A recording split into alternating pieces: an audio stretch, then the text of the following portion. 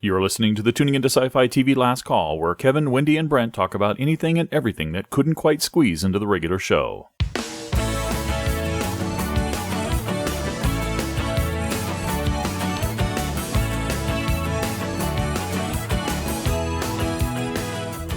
Today we talk about The Whispers, The Last Ship, Doctor Who, The Punisher, Felicia Day, Dark Matter, Haven, Agent Carter, and Agents of S.H.I.E.L.D. Hey everybody, welcome to the show. Got lots more fun stuff to talk about. Let's first throw it over to Wendy. First I want to talk about a show that only I'm watching, which is The Whispers. And the most recent episode that I've seen, 11, Homesick, is the one where, the gloves are off now from Wes's perspective because Drill has electrocuted his wife. And so he is trying to quarantine the children, protect the town. But just in terms of the last couple episodes, every week the stakes keep going up. And I'm going to be very curious to see how we end now that it feels like he has sort of crossed a threshold. I'm wondering, one, if he's going to live through the season, as well as his daughter, if she's going to, because she was kind of maybe knowledgeable of the mother's electrocution. But anyway, I haven't talked about the show in a while. It's probably not for everybody, but there is enough weirdness going on that's kind of interesting. You do have to get over the creepy kids aspect and having a lot of kid actors in the story. But I really like Lily Robb, who plays Claire, the lead, and the actor who plays Wes, the other agent, as well as Milo Ventimiglia plays Claire's husband, and he goes through a pretty interesting story arc too. Cool. I did give up on this after a couple episodes, but I did have the DVR continue to record them and stick them in my watch later folder. So I'm pleased to hear that it's still entertaining you. So it might be something I check out over a lull in new shows. Funny, I've caught a few minutes of a couple episodes recently, only because this is a show my wife is watching, and I hate to judge anything on a few minutes, but I'm just seeing more of what I saw earlier. But again, you're enjoying more of the actor than I am there, Wendy, I think.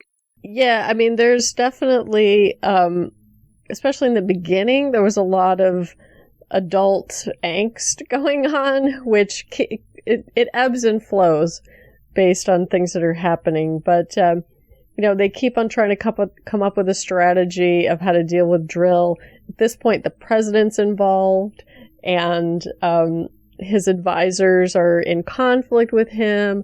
They do a good job of sort of that line between how much jeopardy you can put a kid into, I think, is one thing the show does fairly well. They haven't crossed any lines yet.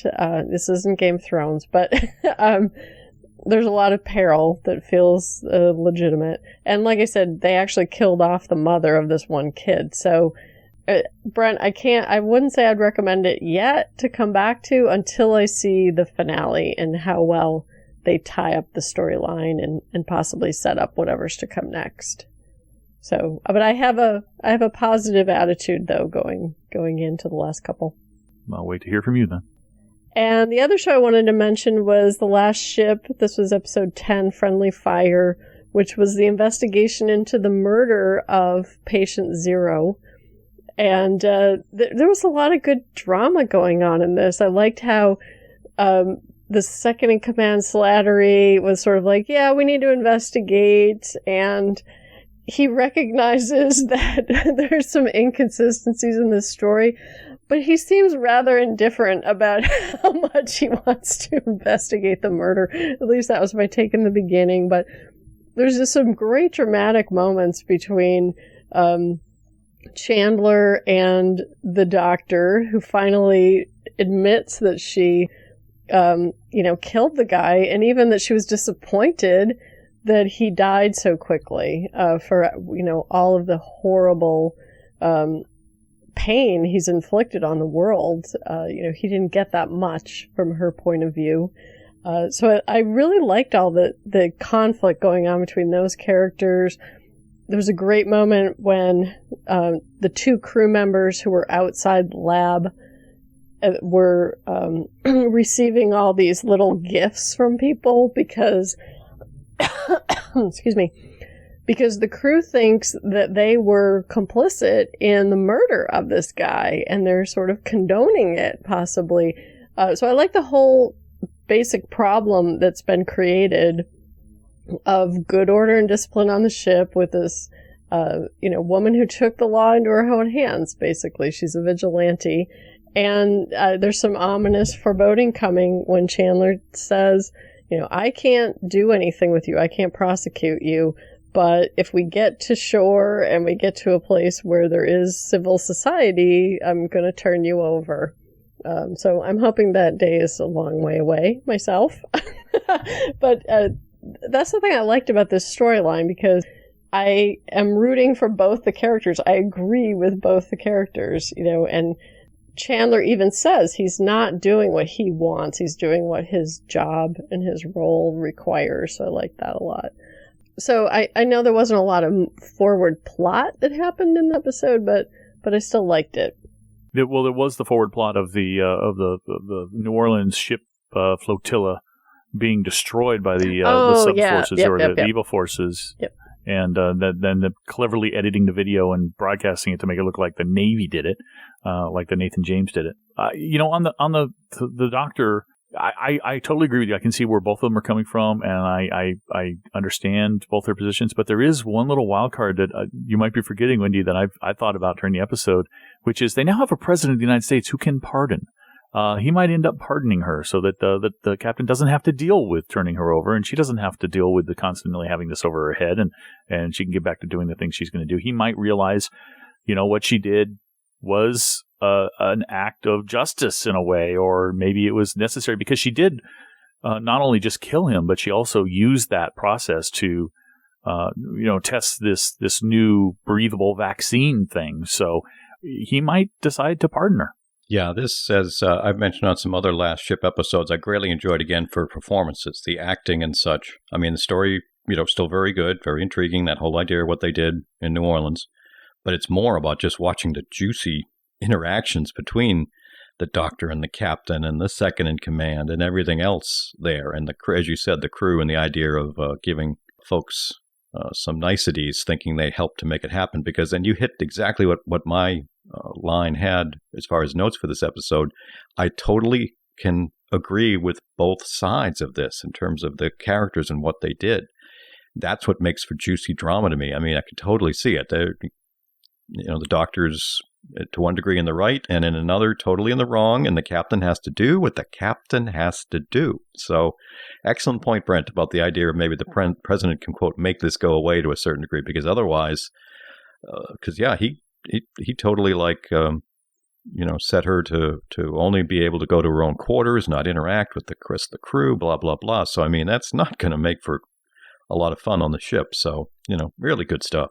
Yeah, she's on lockdown pretty much. And even when Tex came to visit her, he was sort of, on the fence, right? He wasn't trying to give her too much support, but he did say, look, I totally understand. I wouldn't be alive if it wasn't for you. So I do like the idea that maybe the president will be won over, that the good that she did for humanity might permit him to pardon her for what is truly a crime.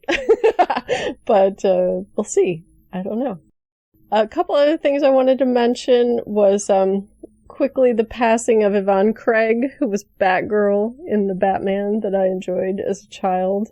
And there's a link to a really nice picture that Adam West, who played Batman, posted on his Twitter feed of them when they were young, which is very much sort of how I think of Batgirl. She was always sort of the most positive, can-do character in that series. Yeah, she played some great characters over the time. She also played an Orion slave girl in the original Star Trek. And it was a very memorable character, too. On the Insane Asylum, she was the crazy Orion slave girl. It was sad to see her go. She did a lot of good stuff. And like you, my youth, I watched her on Batman, watched her in Star Trek, watched her in some other things, too. So it's one of those people that, you think fondly back on, who is no longer with us, sadly. So sad to see her go. Yeah, this certainly got lots of discussion in social media and other places, because just the same reasons you're both mentioning. And for many of us who were fans of those shows and that time period and what happened and its impact on us, it just, really catches you right there in the gut a little bit when you realize that she's gone. So it was nice to see some remembrances and things from folks. Whether, it was. Adam West or even any other just geeks who remember seeing her and some of the roles she had. Because for a lot of us, wow, that was just some great stuff. I mean, she was at Dragon Con not that long ago. Well, maybe a little while ago now, 7-8 years. But I saw some great remembrances from some panels that she did and some folks too. So she touched some folks in a lot of ways. Oh, yeah, totally. And I mean, Batman in particular, every time I go to Dragon Con, the parade, there's a real, a Batman car from that era. And, it was campy, but it still was a show that was so much a part of a lot of people's lives when they were kids that really meant a lot to them. So it was nice to see, the acknowledgement of that by so many people. The other thing I wanted to mention, because everyone knows I am stalking Patrick Stewart on Twitter. No, I'm not. I'm just following him. But his show Blunt Talk on Starz previewed the first 2 episodes. This is very much an adult show, but it is absolutely hilarious. I think they deliberately wanted to put Patrick Stewart in the most oddball, weird situations that they could, and he is very funny. Like I said, I got to watch the first 2 episodes because they were streaming for free. They might not be by the time the last call comes out, but you might have some resourceful friends who can find these for you. A lot of fun, but like I said, very much adult in content. Yeah, you are stalking him. I just want to let you know this is an intervention. Glad you said it first. Yeah, as soon as I see a Patrick Stewart note fly by, I know Wendy's going to be all over it. The last thing I wanted to mention is that I will be joining the Next Stop Everywhere podcast, which is a Doctor Who podcast by Jesse Jackson, one of the members of the Game of Thrones Small Council, and Charles Skaggs. We're going to be talking about Doctor Who, the new Who, season 1, with the one with Christopher Eccleston as the Doctor, episode 8, Father's Day. We're going to be recording it soon, so hopefully you'll be able to hear it in the next couple weeks. Is this just a guest spot, or are you going to be a regular host on that show now? I think I'm going to try to join occasionally. So they have a bunch of a roster of folks. A lot of them came from the Scapecast, the Scaper Chronicles crew. And maybe as the new season starts, I'll try to drop in once in a while. Well, Kevin is rubbing off on you then. Yeah, see, it's not just me. There we go. It's Makes Doctor Who. I love to see it. They're going to talk about the regular season while it's airing, but then during the hiatus, they go back and sort of sample all over the place. So really old Who and everywhere. So that's why it's kind of fun. Like the Fae Files. Yeah. Mm-hmm. And that's it for me. All righty. Thank you. All righty, Brent, what have you got? Well, I got a couple links in the show to want to talk about. First up is a link to a video put out by Nerdist. You're all familiar with Nerdist probably, on YouTube, talking about everything you need to know about the Punisher. That's a character that's going to be appearing on next season of Daredevil and possibly having its own Netflix show spun off. And I've mentioned many times that Punisher Warzone is a great movie, and Wendy said she's going to watch it, so I'm going to now put her on the spot and see if she's going to has watched it. But this is a link that'll tell you everything you need to know about the Punisher from a comic standpoint. They don't talk about the movies or anything else. They just talk about from the comics, his origin, where he's from, what kind of characters he like. And it does a pretty good job of setting the stage for the appearance of the Punisher on Netflix. Yeah, that's very cool. Again, I've not had much background with this. We talked about that movie, which I did put in my queue, but no, I have not seen, but do want to before that series starts. And this is another one I said, threw in the folder to say, take a look at it. Well, I have not seen this video yet, but I am thinking it's just for me. It's just up my alley of what I need. So thank you. Cool. And definitely, like Kevin, watch that movie before the series. So It'll help you a bit, I think. Oh, no, I definitely will. I'll probably even watch the good Punisher movie you had recommended. Yeah, that's the one I'm talking about. All right, also a link to the latest episode of Felicia Day's vlog. Now, if Felicia Day's vlog is not your thing, that's fine. You don't have to watch the whole thing. It is an enjoyable episode. It's always enjoyable when Felicia does her vlog. But what I really wanted to link this to was the ending. She does these little tags she's been doing on the vlog now, kind of promoting her book. This one, she does kind of an Orphan Black clone thing where she is playing two characters at the same time, interacting with each other. And it's an interviewer and it's her. Talking about her book, and it's just really funny. Instead of getting somebody else to come in and pretend to be an interviewer, interviewing her about her book, it's her interviewing herself, and it's hilarious. You got to see it. Yes, it is. It's a lot of fun. Like Brent said, even if you just jump to the last couple of minutes just to catch that bit of Felicia having fun with that by playing both those characters. So it's a lot of fun. Yeah, it is a lot of fun. I just heard her interviewed the other day on, I think it was like the Friday Tech Show on NPR. I can't remember which one, but she was talking a lot about her career and how, she wears many hats, and it's all related to this book tour that she's on. So definitely going to try to check out this book as soon as I can, because I'm looking forward to seeing her at Dragon Con especially. Yeah, and if you can't get enough Felicia Day, I may throw a link in here as well. But last week, especially by the time you hear this, last week's Rooster Teeth podcast is a podcast that does video as well as audio, and they post them up on YouTube as well. They usually have four people there that are members of the Rooster Teeth cast and crew. But this time they had three of them, and Felicia Day sat in, and they had met up with Felicia Day at some awards and at some conventions, and she'd become a real good friend. She is from Austin, where they are located, and a lot of them are from Austin. So it was like coming home for her, sitting on the couch for a little over an hour, just talking about all kinds of crap. And you're going to get some stuff that you never normally hear Felicia Day talk about on this podcast too. So I'm definitely going to throw a link in here for you guys to check that out. And finally, I wanted to talk just a bit about last episode of Dark Matter. To me, this was a really enlightening and exciting because we've been learning little bits about each of the characters. Because I thought about this as this episode aired and thought to myself that they did a really great job of starting this episode really at a blank slate where everybody was kind of the same. Nobody knew who they were. We didn't know anything about any of the characters. And then we find out who their names are and that they're, mercenaries and killers. A lot of them are wanted by different authorities. And then we start wondering, well, is that true? What's going on with this? And little by little, they're revealing these bits about how, one of them was a former, son of an emperor who was framed for killing his father. And, another one was a former mercenary who was left for dead and brought, nursed back to health by this woman he fell in love with. We get these great stories. And one of them is somebody who underwent plastic surgery to look like one of them and is actually not really one of them. And this time we learn a little bit more about Tu, and finding out that she is apparently not a normal human being. She was not born, as the android says.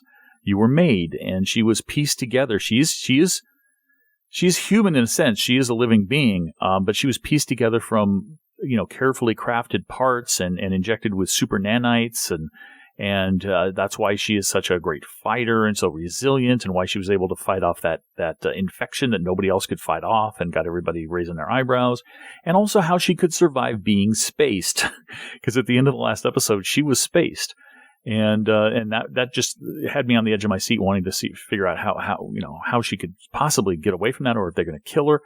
And sure enough, she comes back into the ship and she's like coated with something and her eyes are all white. And then all of a sudden it all fades away and she wakes up and the android speculates that the nanites created a very thin coating around her to protect her from space and allowed her to live long enough to get back into the ship. And she surprised everybody by being still alive, and very dramatic at the end as well, when she's got the bad guy who put her in the airlock and was going to space her in the same situation of needing information, and him saying, well, if I give it to you, you're just going to do it anyway. And she said, why? Why do you think I'm like you? And at the end, how she just decides, yeah, I'm going to kill you, and just spaces the guy and lets him die. So some pretty dramatic developments in that character. As well as a little bit more of plot progression for the crew here, in realizing all of these bad guys who are out for them, and there's these devices, and we get the really dramatic conclusion, of course, where the bad guys who had taken over the ship wanted to sell this device to somebody, and they end up, of course, our crew takes back the ship, but then they sell the device to these people, and they get a lot of money for it, apparently, and they get away just in time before the device somehow, like, malfunctions or overloads, and absolutely decimates this planet. It turns it to a cinder. It's like Death Star kind of stuff, except it doesn't make it explode. It makes it kind of implode and totally burn out. It's incredibly great effects. I loved it. But very dramatic, epic sort of development there. Yes, as you said, we've got a lot of big stuff moving towards the end. They're going to air, Last Call coming out probably around the time they're doing a double episode finale for it. And I think that might be a good thing because they've really started to build that bigger story. So yes, that info on 2 was very intriguing, and I'm wondering what that might have an impact on any of the other crew, or is she just a nice wrinkle in terms of the non-human or semi-human character. So it was kind of good. I also liked the fact that I think it was last episode, the last couple of episodes, it was kind of the guys running things, leaving out 2 and 5 from any decision making, and kind of getting together as a little group to decide what was going to happen or form a majority. And this episode, they were all totally trapped, and it was the ladies who had to come save the day in different ways, including 5, even killing that guy with the gun and being a big help to things. So I kind of like they spun that a little bit there to maybe create a little more of a synergy with them. So, I've been liking Dark Matter, but I can't say I love it. And it's they did a good job here. And if they get a couple strong at the finish, might kind of ratchet up my rating for the entire season. But it's certainly a show I'm enjoying. But of the Friday set of sci-fi shows, it's probably at this point number 3 on my list. If I have all 3 of them on there, which one do I go to first? Dark Matter's kind of been there, but it's still at least one I'm enjoying. Yeah, I'm one behind. I haven't seen this. I just saw the episode with the robbery, which was pretty darn dark. So I'm looking forward to this because it sounds like, things are happening that have even bigger consequences than maybe the secrets that we still haven't quite learned about everybody. Because in the episode where she gets spaced, the guy tells her there's a huge bounty on you. The bounty on you is worth more than our robbery heist was. Plus we get a ship. And I'm not unhappy that she killed him because he seemed like a pretty unredeemable guy. I'm loving the idea, though, that we have enhanced humans of some sort, if that's what she is, because it sounded like you said the android told her she's not an android, she's something else. So that's kind of a cool twist, too. Yeah, I'm even more fascinated with 2. So that's all I got, Kevin. All righty, thank you. I got a couple items for you folks this week. One item that got a good chuckle here from our crew members. This week, a press release or an official announcement, or I'm not even sure how we're going to classify it, went out that Haven's been canceled, and that the upcoming 13 episodes would be the last ones. And the 3 of us collectively, as soon as we saw that, went, yeah, but we already know that. Why is this news? So I only mention it here just for the fact any of you who may be new to the podcast or weren't listening to previous stuff, we all kind of knew this was pretty much said to be the case when they did that final order of a mega season of 26 episodes for season 5, that was because they were finishing it off and getting it all under the contract of a 5th season. So if nothing else, you've got your official info, or if you were in any way unsure, yes, this Falls Haven will be the final set of episodes. Yeah, this was a kind of a head scratcher because I was like, didn't we know it was canceled? And they had said they were wrapping things up. But if you were unaware of that, because it was a while ago, I guess it's good to have that expectation set to know what you're getting into. But because they've known and had that heads up, I'm expecting them to give us a very satisfying ending. Yeah, if you're brand new to Haven or brand new to this podcast, this link will be useful to you. Otherwise, it was, when they announced the mega season that we're in now, the split into 2, they made it quite clear, SciFi did, this is the final season.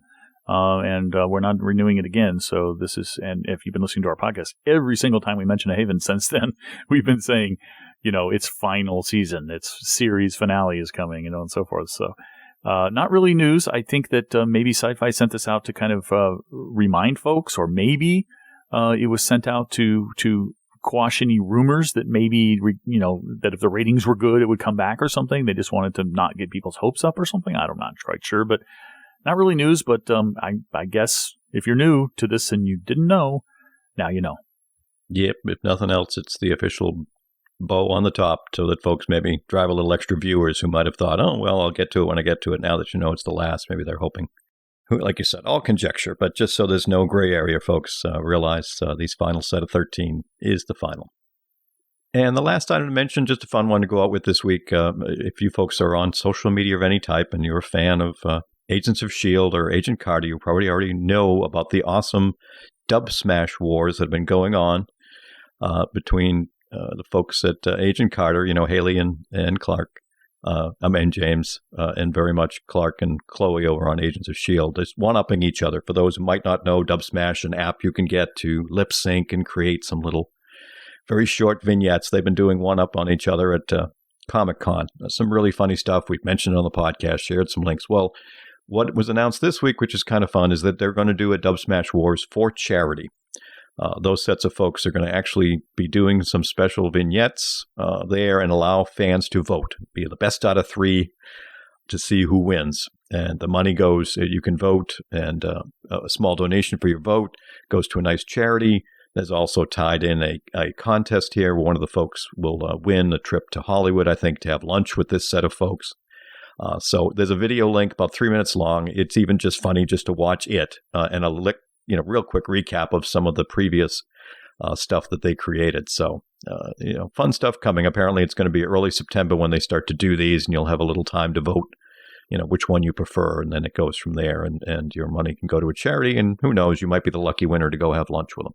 Yeah, this is one of those awesome things where something silly that inspires the imagination turns into something, good for charity, as well as really fun and engaging to the fandom. So I just love when these things sort of sprout up. Yeah, it's a good contest for some great causes, so kudos for that. But the video was really fun, too, because, on a very shoestring budget, it's pretty clear. I mean, they have different audio quality in both of them, too, because obviously they're using like an iPhone or an Android phone or something to record these things. But they do some great split-screen edits and looks and call-outs and people appearing on one side of the one camera from the other camera, and they did some really cool stuff with this on very limited budget, so it was fun to watch all by itself. Alrighty, well, that's going to wrap us up for last call this week. Hope you folks enjoyed it. Always fun to talk to Brent and Wendy about stuff, so we hope you folks all have a great week. Thanks, everyone. We'll see you soon. Catch you next time. We love to get your feedback. Call us at 206-202-4182. Or leave us a Skype voicemail to our Tuning Into Sci-Fi TV name. We have many ways to keep the discussion going on our blog. Drop by tuningintoscifitv.com and leave a comment. On the blog, you'll also find links to the forum discussions and other links to follow our Twitter and RSS feeds and find our Facebook account.